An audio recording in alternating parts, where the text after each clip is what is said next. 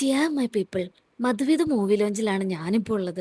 വേറെ ആരുമല്ല, നമ്മുടെ സ്വന്തം ഷറഫുക്കയാണ് ഈ പടത്തിന്റെ നായകൻ. മധുവിധുവിന് രണ്ട് സ്ക്രിപ്റ്റ് റൈറ്റേഴ്സ് ഉണ്ട്, ബിബിൻ മോഹൻ ആൻഡ് ജയവിഷ്ണു. രണ്ടാളും കിടിലം പടങ്ങളിൽ മുമ്പ് ചെയ്ത് പരിചയമുള്ള ആൾക്കാർ തന്നെ കേട്ടോ. നമുക്കിനി ഡയറക്ടർ വിഷ്ണു വരാന്തിനെ പരിചയപ്പെട്ടാലോ? ഇദ്ദേഹത്തിന്റെ ഫസ്റ്റ് മൂവിയാണ് മധുവിധു. അതുകൊണ്ട് തന്നെ ഞാൻ നന്നായിട്ട് പ്രാർത്ഥിക്കുന്നുണ്ട്, ദൈവമേ ഈ പടം ഹിറ്റാക്കി കൊടുക്കണേന്ന്. ഞാൻ എന്തിനാ ഇങ്ങനെയൊക്കെ പ്രാർത്ഥിക്കുന്നല്ലേ? എനിക്ക് എല്ലാ പടം ഇറങ്ങിയാലും എൻ്റെ പടം പോലെ തന്നെ ഫീൽ ചെയ്യാറ്. അതെന്താന്ന് എനിക്ക് അറിഞ്ഞൂടാ. ഈ സിനിമയിൽ കമ്മിറ്റ് ചെയ്യാനുള്ള കാരണം എന്താണ്?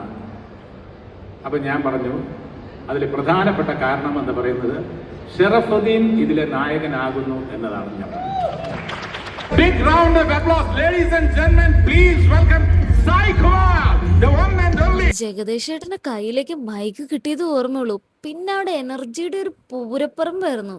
ഈ പ്രായത്തിൽ ഇങ്ങേരിത് സമ്മതിക്കണം കേട്ടോ.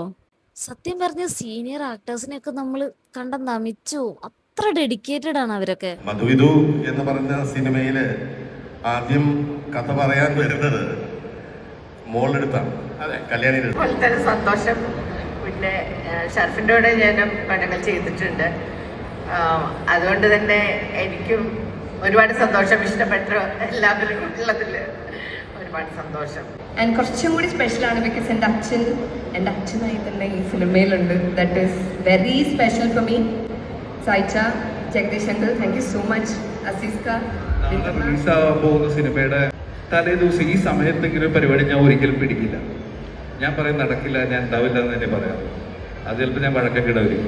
പക്ഷേ ഇത് അജിത് വിനായക പ്രൊഡക്ഷൻസിലെ ആക്ച്വലി ആദ്യമായിട്ട് എനിക്ക് ഒരു പോപ്പുലർ ബ്രാൻഡ് എന്നെ ലീഡാക്കിക്കൊണ്ട് ചെയ്ത സിനിമ. അതുകൊണ്ട് മാത്രല്ല കേട്ടോ, ഇദ്ദേഹത്തിന്റെ 50ാമത്തെ മൂവിയാണ് മധുവിധു. അപ്പൊ ഇത് എത്രത്തോളം സ്പെഷ്യൽ ആയിരിക്കും നമുക്ക് ഊഹിക്കാലോ.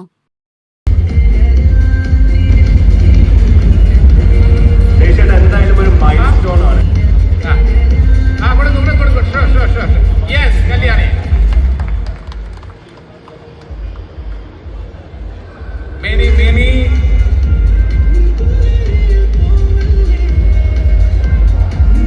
a very long career.